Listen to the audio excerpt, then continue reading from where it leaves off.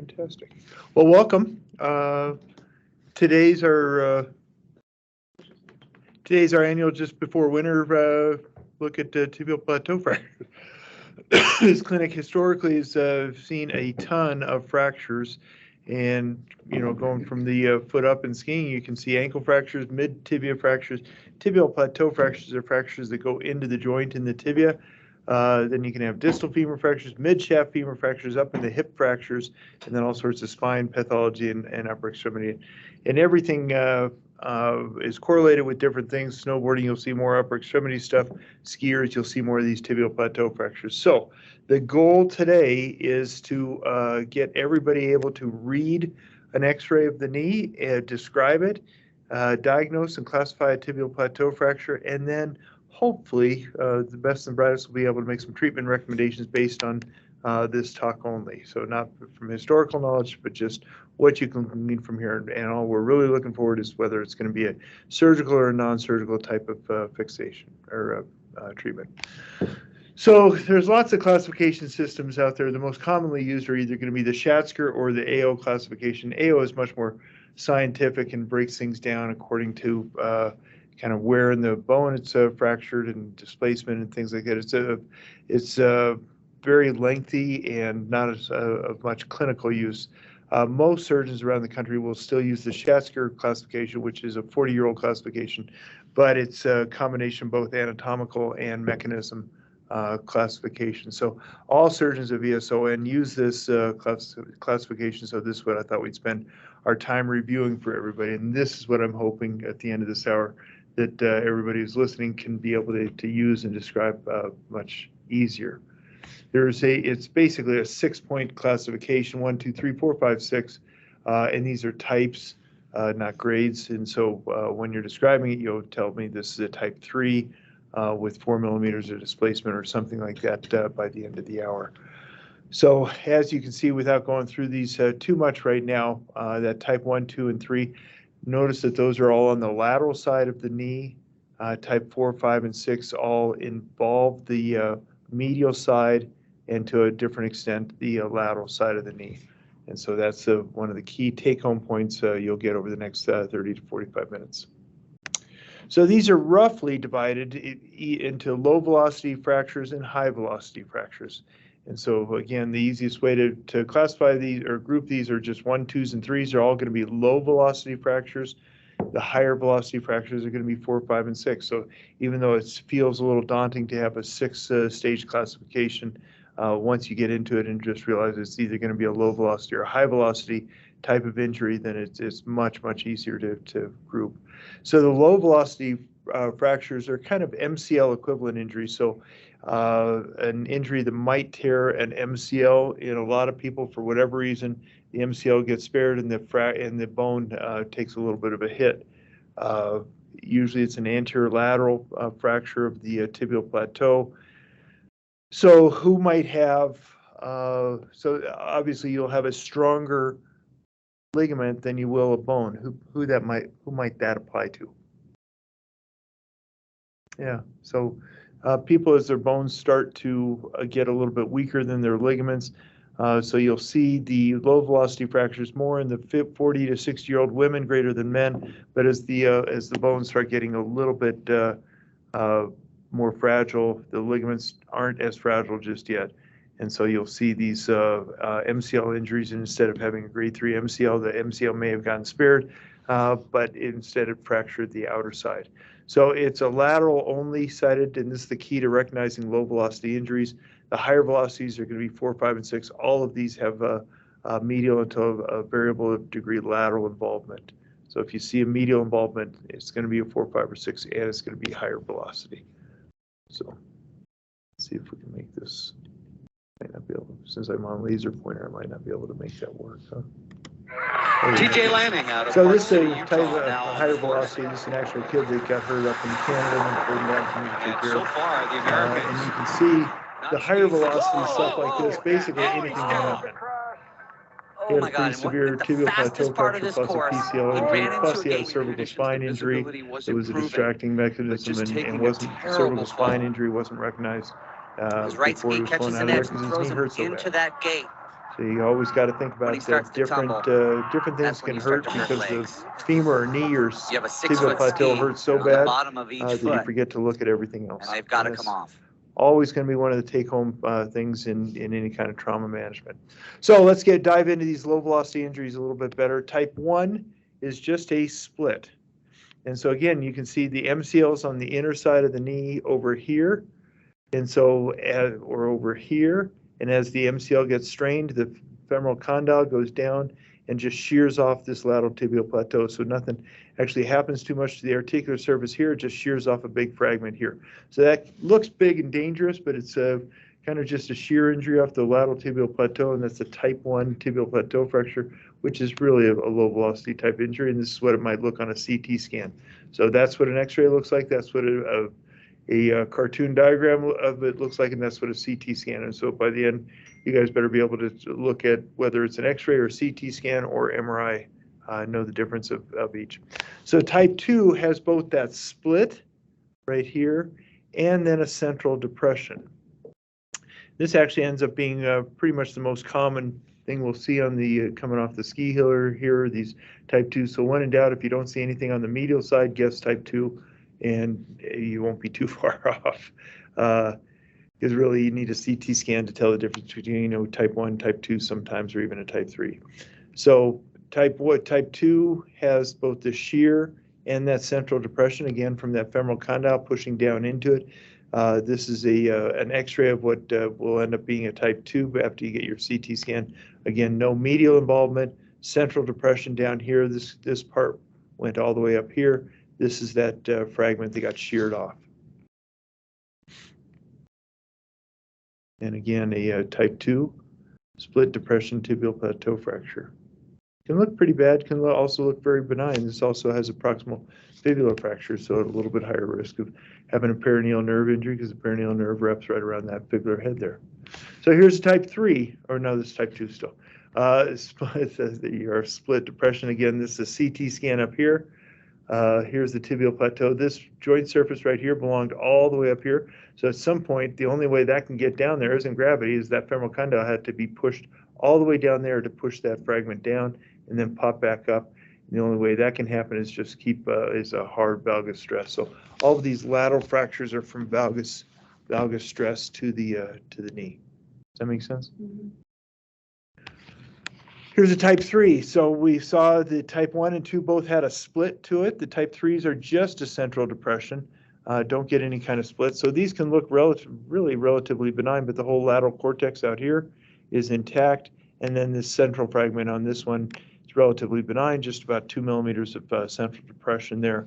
On a CT scan, it'll look a little bit different. Can always look a lot worse if it might always be in a lot more pieces. So looking at it from the top, it almost looks like a hole. It's always anterolateral. So if you've got a posterior lateral tibial plateau fracture, pretty much by definition, that's going to be an ACL injury from the pivot shift. And if you see any of what we truly call a tibial plateau fracture, it's going to be an anterolateral fracture. So you can't really have damaged the ACL very easily with this anterolateral fracture. Posterolateral fracture has to happen by a pivot shift phenomenon. Does that make sense? Yeah. So this will be, because you can see the split right there, this will be a split depression. So a type 2, if that split didn't occur and it was just this central depression, it would have been a type 3. So Schatzker's 1s, 2s, and 3s. Relatively benign appearing. They come in with a big swollen knee because it is a fracture. But I'd say at least half the time they skied another run or two before they even realized they were hurt and then come off the mountain. They don't always get toboggan down. And so somebody with a big swollen knee that heard and felt a pop, 92% of the time it's going to be an ACL injury. Big swollen knee, just twisted, kind of low velocity, and now it's swollen. You got to worry about a fracture. And so if you don't tell them they tore anything until you get the X-ray, and that's why you get the X-ray. Not a real urgency to these. They can be fixed anytime in the first 7 to 10 days. Realistically, within 2 weeks is ideal. You try to get to them soon, but they don't always have to be hospitalized from the emergency room. They can often go home, come back, see you in the office, and then get fixed. They're have minimal risk of a compartment syndrome, which is the big risk of the higher velocity ones, and that's why there's not the same urgency. They'll always have lateral involvement only, have a really high incidence of having a concomitant meniscus tear, over 70%, and something we published around here. Meniscus tears with these low velocity injuries, and very low incidence, if non-existent, incidence of ACL tear. If they have an ACL tear, it will be a posterior lateral fracture, not an anterior lateral fracture. So all of these, when they're classified as a tibial plateau fracture, we're always talking about these anterior lateral fractures. So we can fix these 1s, 2s, and 3s arthroscopically. I published on these about 10 years ago.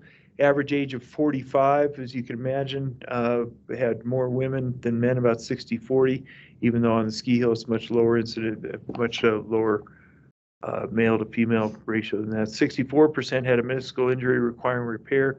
At the end of 2 years, 84% were able to return to full sporting activity. Preoperative depression was about 7.7 millimeters. Depression at 2 years was about 0.8 millimeter, less than really less than a millimeter, or 1/10 of a centimeter. 92% good and excellent results. So when we see these lower velocity ones, we think, how do we fix it arthroscopically? I do like to get an MRI on these low velocity ones if they become surgical, just so that we know what we have to deal with in terms of ACL, MCL, and meniscus more than anything else, and especially the cartilage.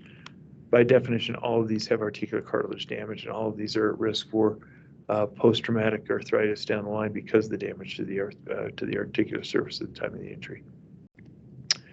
So these are the surgical indications, by and large, on any of these low velocity injuries. If they're greater than 4 millimeters of joint depression in an active individual, when I went through my training, it was always greater than 10 millimeters. And that's because the options weren't the same. You had big open things, and you know, had risk of making people worse and all sorts of things. So that's narrowed quite a bit. There are some people that even greater than 2 millimeters might talk about fixing them. If they may have a meniscus tear at the time, so with just 2 millimeters, maybe you'll go ahead and take care of the meniscus tear and the cartilage damage. But it's been shown that with less than 4 millimeters of joint depression, you can't necessarily make them a lot better if you get them from 4 millimeters down to 1 millimeter, which is what we showed on our, you know, you're doing them some good, most likely, but maybe not. You can accept more than 4 millimeters, however, if they're a sedentary person, if there's significant medical issues, high blood pressure, cholesterol, diabetes, especially smokers, any of those things that might impair healing, you don't need to be part of making it worse, but it's unlikely that 4 millimeters goes to 6 or 8 millimeters, but we typically keep people on crutches for 6 weeks if whether we go surgical or non-surgical. So that's a take-home point. When you're presenting these in the office, you've got a lateral split with 1 millimeter of joint depression. You may be able to present that as a possible non-operative management, and then your surgeon will make a decision whether it should be operated on or not operated on. But just remember, the more medical issues, you can't, you know, if they have a BMI of 40 and they have 3 or 6 millimeters of depression, maybe just leave it alone and let it heal up on its own. You can always deal with it in arthroplasty down the line if you need to. If they're 20, you might accept less. If they're 60, you might accept more. Makes sense? Yeah. So let's go on to the higher velocity injuries now. Here's a hint: all of them need surgery, regardless of how much depression they have. So 4s, 5s, and 6s are where we're getting into now. So the type 4 is a unique and interesting one that you need to recognize, because they can look relatively benign, like that lateral split, but on the medial side, so now that has to have stressed which ligament in order to tear. Yeah. So now you have to have stressed the LCL, and then by stressing the LCL, you're also putting the ACL on a lot of stress, because knees are by and large in some valgus, and to put that much barrier stress on it, you're putting the ACL, and that's why this big tibial spine avulsion happens, and then the medial femoral condyle pushes down into this. So it can look a lot more benign. You can see here that you might be tempted to present that as a split with just 2 millimeters of depression, doesn't need surgery, but in fact, that's going to collapse and just keep shearing off if it doesn't get fixed. But the MCL is going to be part of this whole fragment down here as it attaches. So these are almost always higher velocity injuries. They can create a whole bunch of problems, much higher incidence of perineal nerve palsy. So if you're presenting a Schatzker 4 to somebody, you better also present what their perineal nerve is, because the lateral side is under stress. It has almost a 10% incidence of perineal nerve damage at the same time as the fracture. Also has a much higher incidence of popliteal artery disruption.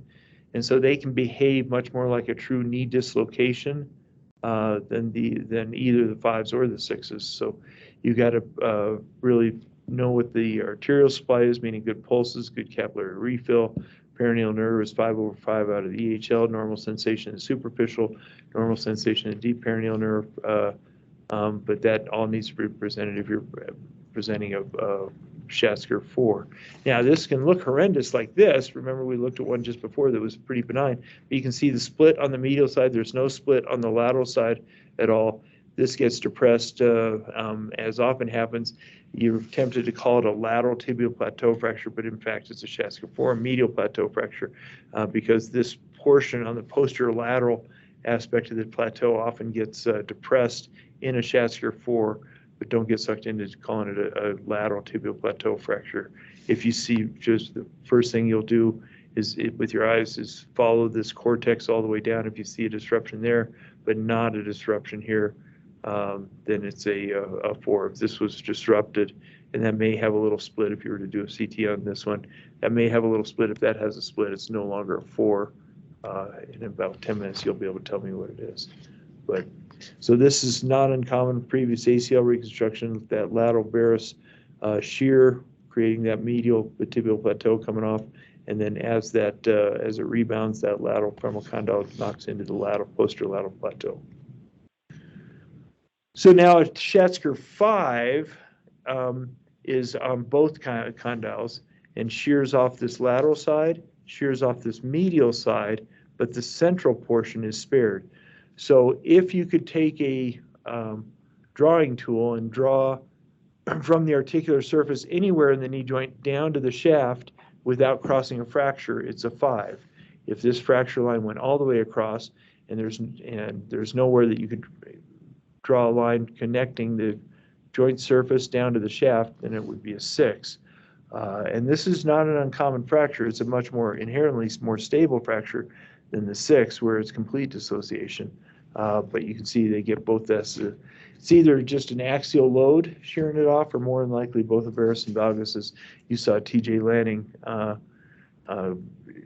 just doing cartwheels, that they'll get both varus and valgus stress on here. So now we go into 6, and as you might have guessed, that there's dissociation with the shaft. And you can see this is an extreme example. The joint surface no longer connects with the shaft at all. There's nowhere to draw a line, and so that's inherently much more unstable, much higher velocity. And because that higher velocity, there's a huge risk of compartment syndrome, and that's why you'll see a lot of these get staged. If you open this up all the way, for sure they're going to get a compartment syndrome. So sometimes the guys will put an X fix on here from here with pins down to here, and then just span this, hold it out in length until the swelling goes down, and then do definitive surgery on that. And that's why they're doing it, is just to let the soft tissues calm down so that it doesn't get too swollen after surgery. But here's looks fairly benign, doesn't it? That everything's in relatively good position, but you can see there's a split on the medial side here. There's a split on the lateral side all the way out here, and so and because this can't go all the way down to the shaft until without crossing a fracture line, it's going to be a 6. If we saw an X-ray that went all the way down and that connected with the shaft all the way without a fragment, then it would be a 5. But it wouldn't. This goes all the way down and incorporates the whole shaft. So that will be a 6. So they can look relatively benign, and so once you know it's a 4, 5, or 6, you say this is a Schatzker 6 because it involves both the medial side and the lateral side, and there's no connection between the joint surface and the shaft. You should describe how displaced it is, but either way, it's still going to need surgery. So this is CT scan, and you can see that they're fine cuts, just 1 or 2 millimeters thick. This is an axial cut looking at it from the top, and you can see how this big split. Here's that posterior cortex where the PCL attaches back here that's displaced and actually pushed in. This is a piece of that not posterior cortex, the articular surface. This belonged all the way up here, obviously, and the only way they can get down there is that femoral condyle had to be down there that far at some point. So, like I said, they can look relatively benign after they trampoline back up or rebounded back up, but boy, oh boy, it takes a lot of force to get it all the way down there. And so recognizing this is the key to success on this. So these are all high energy, and this is again a CT scan of one of those ones that looked fairly benign, but once you get a CT scan, you see all these different fracture fragments. Tons of fragments don't scare people, but once you know that there's dissociation articular surface from the joint surface, you know it was relatively high energy to get there. These are usually younger people, 20 to 45, going skiing fast, often in the trees, and hit a rock, hit a bump, hit a tree, and can just destroy their surface. About 30% of these will go on to have a knee replacement within 5 years. So it's not a benign fracture anymore, even in the 25-year-olds. So in any of your practices, you'll know these people that you're seeing every once in a while, just trying to limp them through, whether it's injections or PT or a scope or something like that, trying to get them a little farther along, but eventually a good chunk of these, because of the post-traumatic arthritis and the damage to the articular surface, that they end up needing a knee replacement. So the Schatzkers 4, 5, and 6 will always have medial tibial plateau involvement. The 4s have medial but not lateral, and we're not talking about the joint surface, because the joint surface can have involvement in both medial and lateral. I'm talking about the lateral cortex when I say medial cortex involvement. The 4s will have medial but not lateral cortex involvement and have a higher incidence of ligament, artery, or nerve damage. So you really, once you're presenting a 4, you need to do a great job of presenting how the peroneal nerve is, how the popliteal artery is. 4s typically also have that lateral tibial plateau depression from the mechanism, but that does not communicate with the lateral cortex, and that's the key to identifying these 4s. So we're going to go through some of these and have, or you two, just 2 of you here today, describe. And what we want to hear is it side, so is it right or left? And I'll tell you whether it's open or closed, but when you present it, that's you want to be able to say it's a right. This is a right closed Schatzker 3 tibial plateau fracture with 6 millimeters of depression, something along those lines. And so even if all you did was start off, this is a lateral sided fracture only, seems to be low velocity, always start off with right or left, closed versus open, give us the classification, give us the amount of depression. So why don't you go ahead? So this is a right knee closed fracture, Schatzker. Well, tell us what you see there first. I see a lateral tibial plateau fracture, so Schatzker level 1, type 1. And it's a little bit hard because you don't have the CT scan. So what is a 1?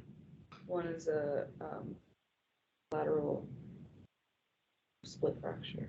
So just a split without. So that's depression. Yeah. So, Right. So that would be type 2. So most likely, and if you could say, I need a CT scan to fully delineate that, but that looks like that joint surface is down from that part right there. And if the split goes down here, that would make it a split depression, which would make it a 2. I guess it's possible that if you did a CT scan, this was just a split, but probably unlikely because this split is non-displaced, and how would that key up to there if you had to, it wouldn't be moving this down. So if this part has to be moved up, then the articular surface is depressed. That makes sense? Yeah. It's tricky. It looked easy before, huh? A little bit. All right. So this is a right-sided, used to be closed from what I can tell. Okay. How How do you know it's right? Well, 1, there's a label on the X-ray. Okay. And 2, from the angle that it's shot from, or anterior to posterior. There you go. This would be a type. So describe what you see before you even go into that. So I see So there's a lateral split that communicates with the lateral cortex there. Yeah. And then, so first do the split and then describe the articular surface is probably the, so is this non-displaced? Is there a piece that's depressed down there? And if it's depressed, how much is it depressed? And if there's no depression, then it's just a split, and that helps you decide what it is too. So there's definitely a lateral split into the cortex of the Mhm. bone. Here's So then you know it's either a 1 or 2, because Right. 3s don't have that split.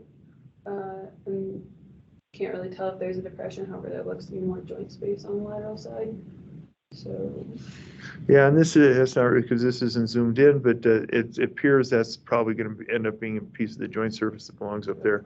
So it's probably a split depression, but you say it looks like it's probably a split depression, but I need to get a CT scan to tell you whether it's a type 1 or a type 2, but we know it's one of the two. sure.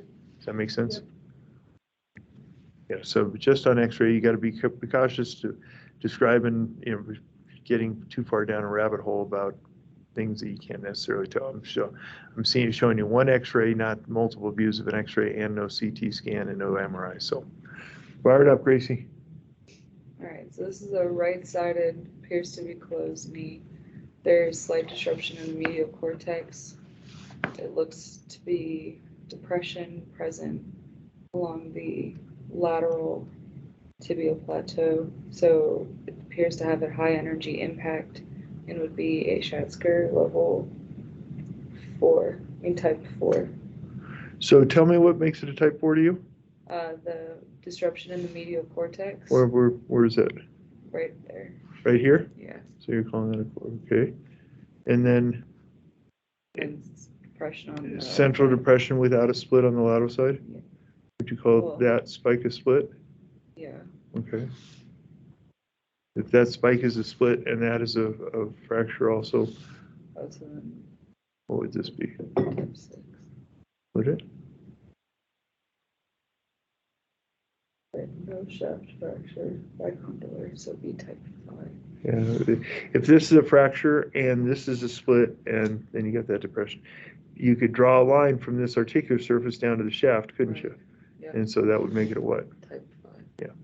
So I'm not sure this is a split. If this is not a split, if there's no fracture there at all, because I don't see any line going up here, just I see that little hiccup right there.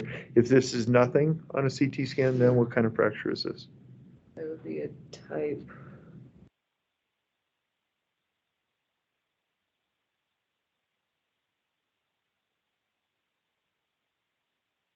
It'd be a type 2. Why would it be a type 2? Because there's a lateral split and depression on the lateral side. Right. So if that medial side is not in fact a fracture, then it would be, I see a lateral split and I see a lot of central depression because this whole thing is curved down and that Yeah. all belonged up there. And there's actually a free fragment right there that you probably see on CT scan. So then I would call that a split with central depression, making it a type 2 with greater than 4 millimeters of central depression. Make sense? Yeah. And even the split is split out a little bit, which you can describe that it's not non-displaced, but it's not depressed. It's just split wider. Make sense? Yeah. Looks easy when you're just going through the talk, huh? And Yeah. then when you it, get the pictures with yeah. the descriptions next to it, you're like, oh, that's easy. Yeah. When you do it, Yeah. it's just. all right, Um, what are we looking at here, first of all? that's a CT. Okay, and I'll give you, the fibula is out here somewhere. Okay. So that's a CT of the left knee. Appears to be closed. Has a split on the lateral side into the cortex, as well as a depression on the lateral side. Medial side. Based on this, I don't see any. There's no split. Yeah. Probably no depression then. So we'll go with, it's a Schatzker type 2. Mm-hmm. With greater than 4 millimeters of depression. Yeah, so this piece right here was part of the joint surface way up here. Isn't that impressive how far down it can go? Yeah. So you realize that by the time you come in and get all your studies, if well, we're calling it a low velocity injury, that was a lot of valgus stress on that knee to push it down that far, and we have to figure out a way to get it all the way back up there and hold it in there. And this can be like eggshells, and that's why I compressed it down. So even if you pop it up, you're leaving a big void here. That's why you'll see us pack a bunch of bone graft stuff in there. So that's good. So once you know the fibula is out here, you see a split on the lateral side, you see no split on the medial side. So you go to the cortex, metaphyseal cortex here, before you even go to the joint surface to decide 1 through 6. So there's a split on the lateral side, no split on the medial side, therefore it's a 1, 2, or 3. In addition, I see this central depression part combined with that lateral split, making this a type 2. It appears to have much greater than 4 millimeters of central depression of that. So it's a type 2 with significant depression. Make sense? Let's try this one.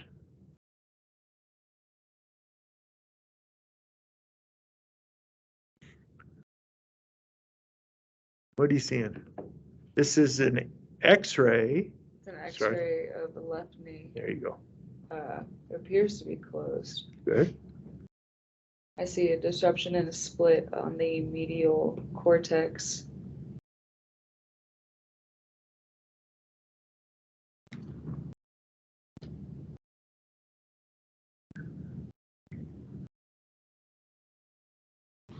And if now what you're about to describe is what you see on the lateral cortex, and you can either say, I see a split, I don't see a split, I'm not sure if there's a split, I'd need a CT scan to know if there's a split. Okay. But what do you see? Do you see a split there in your It mind? appears to have a split on the lateral side. Okay. I would definitely need a CT to confirm. Okay.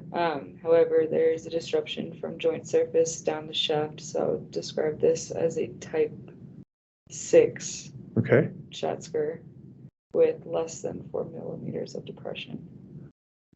Okay. I might argue a little bit more than that, but if that's the joint, yeah. I would that's definitely need a CT to confirm because I can't really. perfect.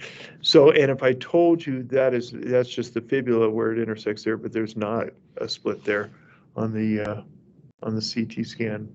Now describe that. If there's not a split. Right. This is not a disruption of the bone here on the CT scan, although I understand what you're saying. It looks like, but that's the fibula overlapping as it makes it look like that. But Because I would say a little bit more medial, it looks darker, like there's a split in that lateral cortex. in the lateral cortex here, Oh, no, it's not. The joint but the joint up here. right in there, Okay.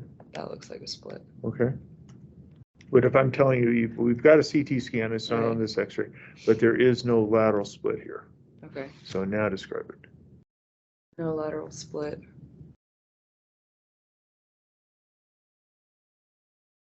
Medial only, so it'd be a type 2 Schatzker. So close.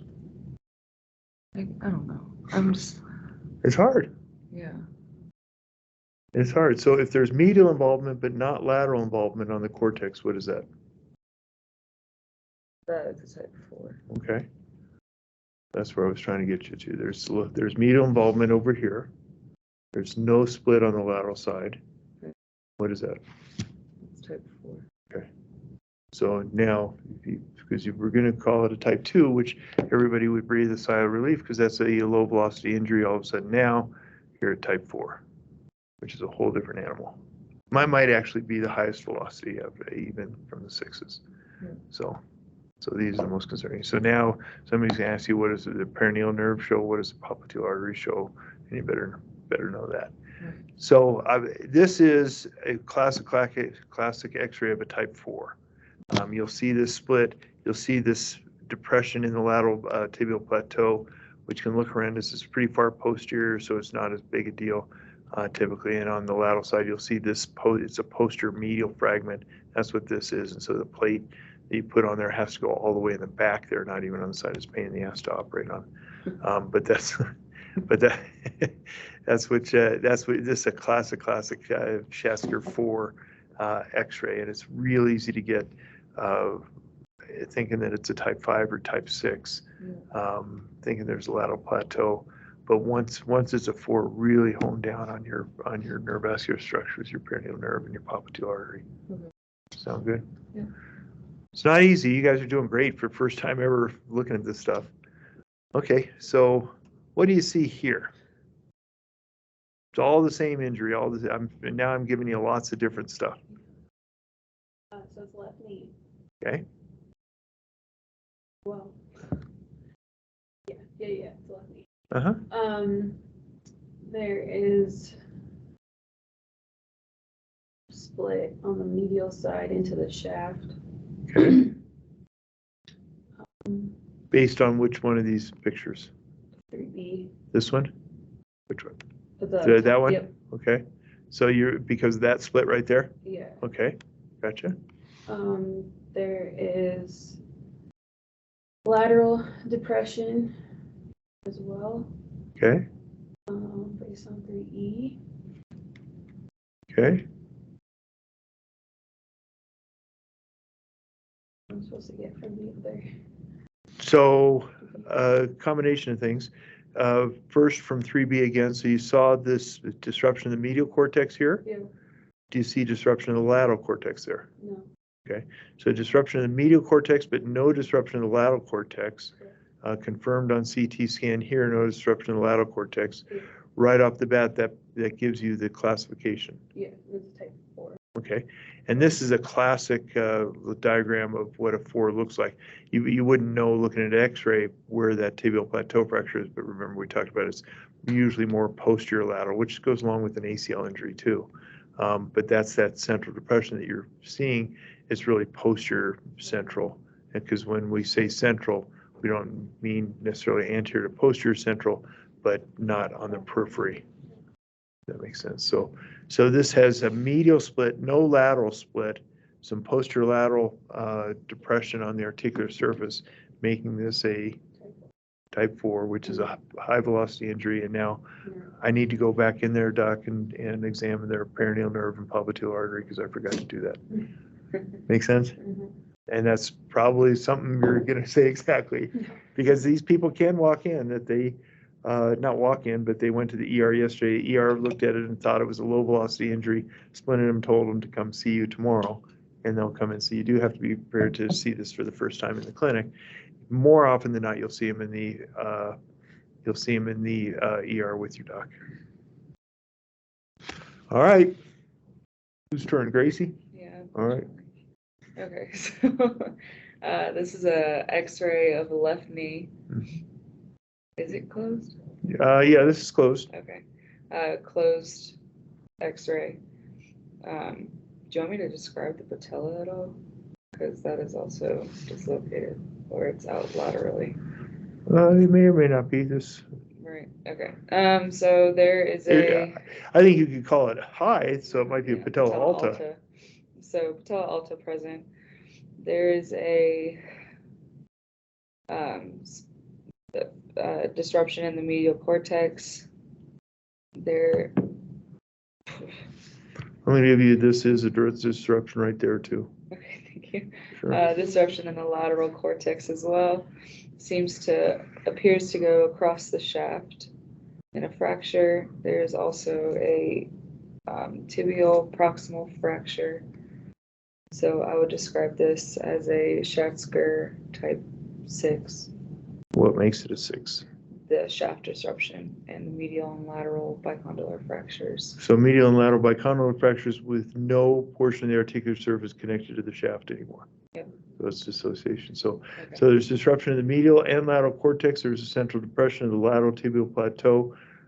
There's dissociation between the articular surface and the joint surface, making this a Schatzker 6. Now you can say this is shortened and laterally subluxed and all that other stuff, but the fact is that it's a 6, and therefore it's high velocity, therefore it needs surgery. So you can describe on the phone to somebody that it also appears markedly shortened and subluxed. Okay. So that they feel there's even more urgency to get a little traction on there, but just getting to the point where it's a Schatzker 6 to somebody, and they're going to say, how much swelling do they have? What's their perineal nerve show? All right, what do you got here?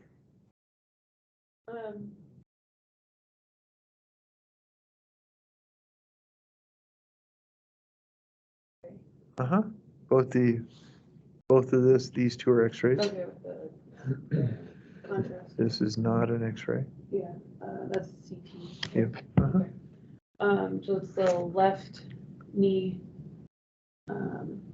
There is a split on the medial cortex into the shaft there.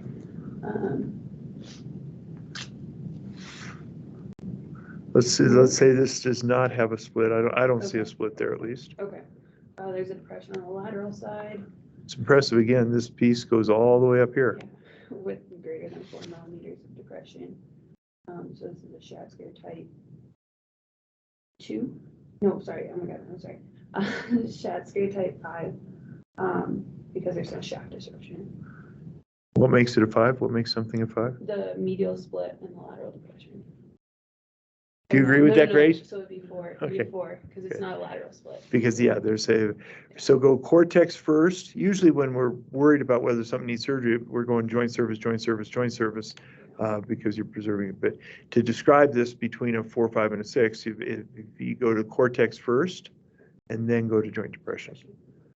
Okay, so if there's no lateral split, which I'm only showing you one cut of a CT scan, if there's a medial split, no lateral split, by definition, that's a 4. There's also central depression of tibial plateau of greater than 10 millimeters.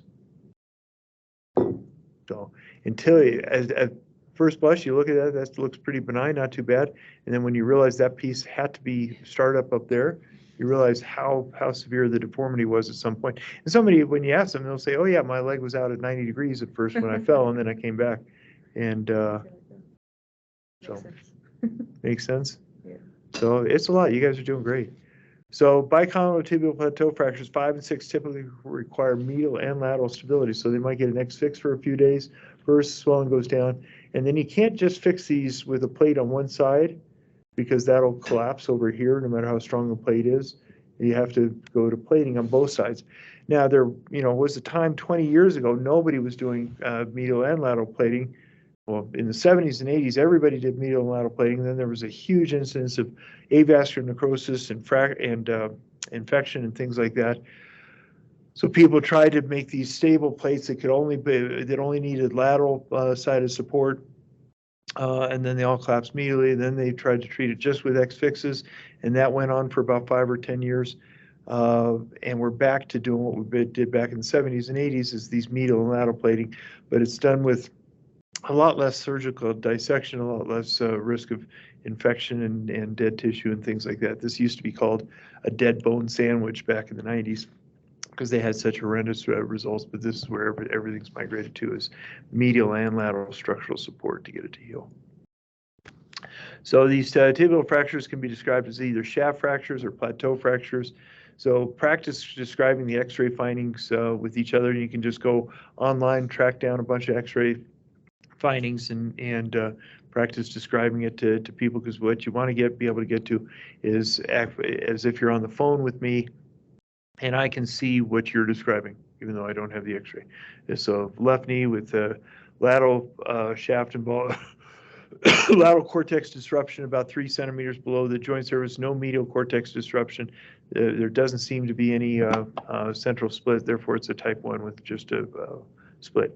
Or, there's medial and lateral involvement, but I can see the tibial spine of the ACL communicates all the way down to the shaft. So because it's both medial and lateral, it's a 5 or 6. Because the shaft is still connected to the articular surface, it's a more stable fracture, makes it a 5. So does that make sense? You guys are going to be experts at this now. It takes practice. It really does. I mean, better than the ER docs. Yeah, you'll be better than the ER docs because the ER guys just say, well, it's just all jacked up. You need to come see this.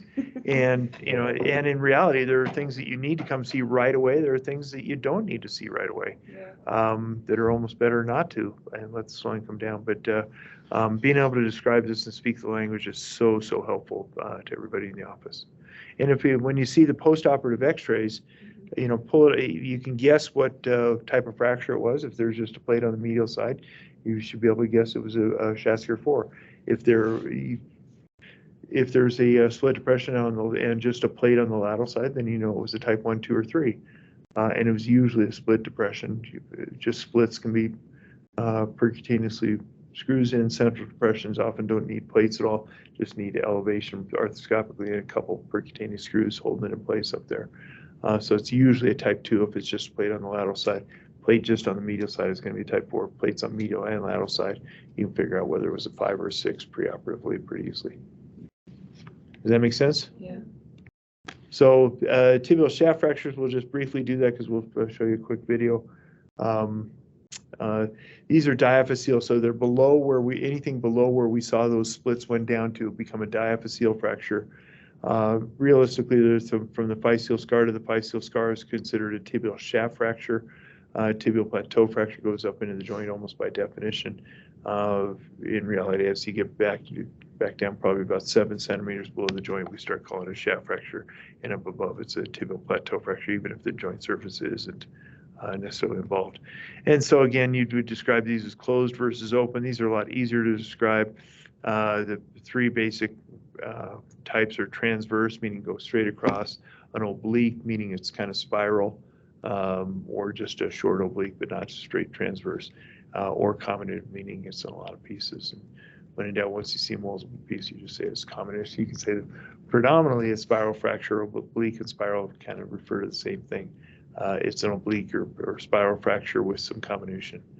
You know, you can get away with a lot of stuff like that. Transverse is just a whole different ballgame. That's truly just bent over the top of the ski boot, breaks it in a straight transverse fashion. With or without displacement will dictate a lot, and age. So, make sense? Yeah. Do you get, before I start any kind of video, do you guys have any questions about tibial shaft fractures? Practice with each other. You can do it over a beer at night or anything else. It's just it really does take practice. You guys did awesome. What's the typical, from a lot of the 4, 5, and 6s that you end up X-fixing? What would you say the typical time frame is from when you put the X-fix on when you're able to do the surgery? Anywhere between 4 and 10 days. Yeah, I see the guys trying to do it at 3 days, and it's typically described as 48 to 72 hours is the maximum amount of swelling. So you won't do it until you see the swelling starting to come down, meaning it's not rock hard skin or anything like that. If it's a real swollen thing, it can take as long as 10 days. Nobody wants to stay in the hospital during that whole time, and nobody wants to go home with an X-fix knowing they need another surgery. So patients are constantly pushing you to get it done as quick as you can. The soonest it should be done is 3 to 4 days. If it can be done sooner than that, it probably didn't need an X-fix in the first place, but that's just a judgment call when you're first seeing them. Question. Yeah. Is there ever a time with like a 5 or 6 where it's so, like there's so many comminuted pieces and like based on age and even like arthritis before the injury or anything like that, where you would treat with a total? Right? So it's really hard to if it's a 5 or a 6. Yeah, no, because there's so much damage to the joint surface. You need that bone stock to be able to do to do a knee replacement. So there are certain circumstances where you might do a knee replacement, but it'd be an 80-plus-year-old person with medical problems because it's not an ideal place or time to do it.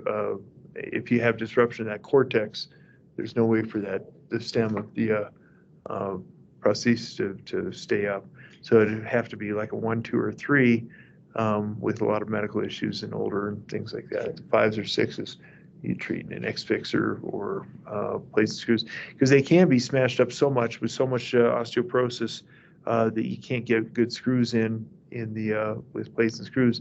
So then you actually have to treat it with an X-fix until it heals, which can be 3 months. Yeah. Which nobody likes. So then you also mentioned that like knee replacements are kind of eminent for high velocity things. Well, 30 only it's to us 30% is huge. To a patient, they say, "Oh, it's unlikely," but to 30% is a lot when you see a bunch of these in the office. Yeah. So like if they do have like a type 5 or a type 6 and you fix it with everything, is it just kind of waiting for that bone to heal itself? Yeah. And then kind of allowing Yeah, plates and screws and everything else are just holding the anatomy in a position for the body to heal. They're not to heal. And they can take 6 months or longer to fully heal. we'll follow some. It's not at the joint surface. It takes a while. It's down where that split was, and Ryan knows we end up following with CT scans until they're 90% healed or something. We don't let them just release. So these can take a long time to heal.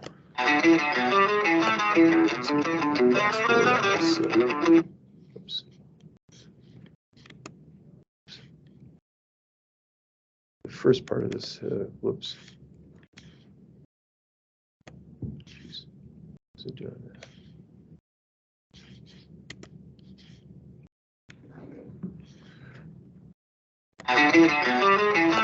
Fast forward